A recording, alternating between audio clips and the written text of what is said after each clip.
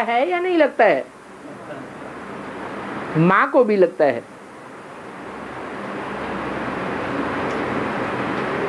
संग का रंग लगेगा तो कमजोरी आएगी या नहीं आएगी? इसलिए लक्ष्मी के पार्ट में और जगदम्बा के पार्ट में अंतर पड़ जाता है। वास्तव में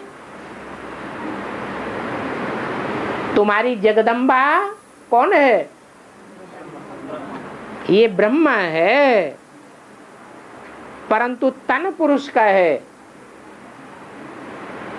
इसलिए मम्मा के स्थान पर ओम राधे को बैठाया गया।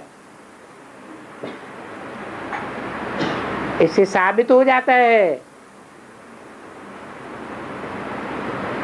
कि जगत पिता के रूप में जो पार्ट है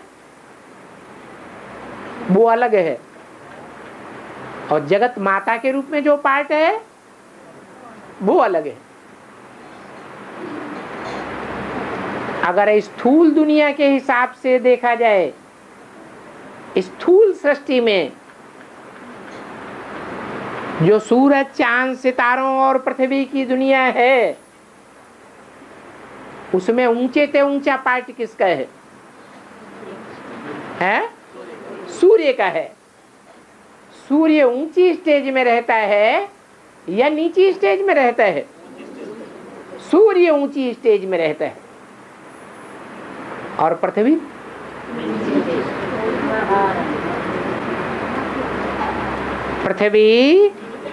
जब सात्विक स्टेज में है तो सिर्फ देवताओं की मां है पृथ्वी माता,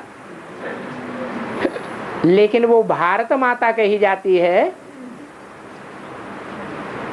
या पृथ्वी कही जाती है? उसको भारत माता ही कहेंगे। भा माने रोशनी, रत माने लगी रहने वाली।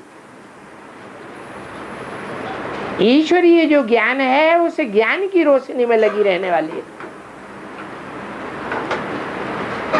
इसलिए वो धरणी भी भारत कही जाती है। वही धरणी पृथ्व्याति फैलती है द्वापर कलयुग में। तो फैलते फैलते संख्या बढ़ती है या घटती है? दुनिया की आबादी बहुत बढ़ती जाती है। तो पृथ्वी पर पाप आत्माओं का बोझ घटेगा या बढ़ेगा? क्या होगा? बढ़ जाता है। वो नाम पड़ता है फिर दिल्ली। एक दिल्ली ही दुनिया का ऐसा शहर है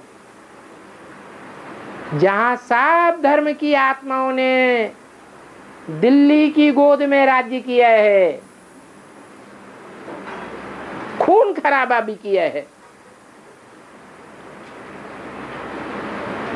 नहीं तो शास्त्रों में कथन आया है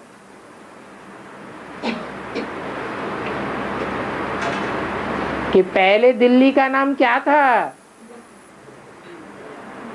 इंद्रप्रस्थ। धर्मराज ने उस दिल्ली को बसाया था। उसकी यादगार में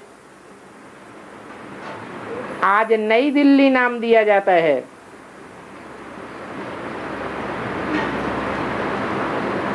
पहले पुरानी दिल्ली थी।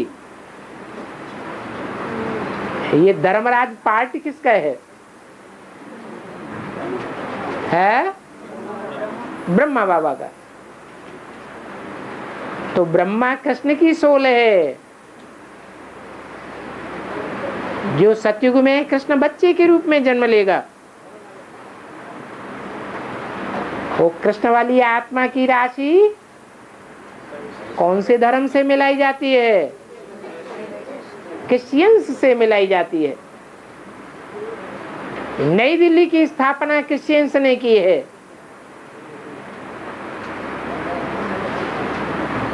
वो तो हद की दिल्ली है, हद के पत्थरों की दिल्ली है। लेकिन बेहद में जो पत्थर बुद्धि है वो जगदम्बा है। जगदम्बा ही महाकाली का पार्ट बजाती है।